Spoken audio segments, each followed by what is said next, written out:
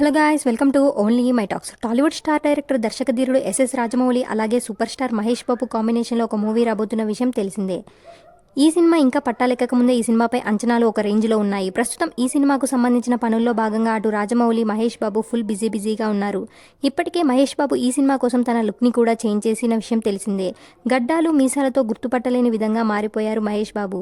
ఇప్పటికే మహేష్ బాబు లుక్కి సంబంధించిన ఫోటోలు కూడా సోషల్ మీడియాలో వైరల్ అయిన విషయం తెలిసిందే. ఈ సినిమా పాన్ వరల్డ్ రేంజ్లో తెరకెక్కనుంది. అందుకే ఈ చిత్రంలో నటించే యాక్ట్రెస్పై ప్రత్యేక దృష్టి పెట్టారు రాజమౌళి. భారతదేశ నటీనటులే కాకుండా హాలీవుడ్కి చెందిన వారిని కూడా ఈ ప్రాజెక్టులోకి తీసుకురాబోతున్నారు ఆయన. అందులో భాగంగా మహేష్ బాబుకి జోడీగా హాలీవుడ్ నటి నవోమి స్కాట్ని ఎంపిక చేసుకున్నారనే వార్తలు వినిపిస్తున్నాయి.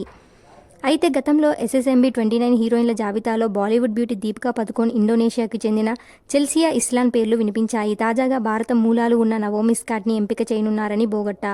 ఇంగ్లాండ్లో పుట్టారు నవోమి. భారత సంతతికి చెందిన నవోమి తల్లి ఉషా స్కాట్ గుజరాత్ నుంచి ఇంగ్లాండ్కు వెళ్లారట. The Martian, Aladdin, Charlie's angel, smile, wizard వంటి పలు సినిమాల్లో నటించారు నవోమి.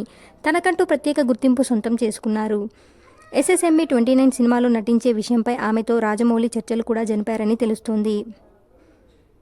మరి మహేష్ బాబుకి జోడీగా నవోమి స్కాట్ ఖరారు అయినట్టేనా అంటే అధికారిక ప్రకటన వచ్చే వరకు వేచి చూడాలి.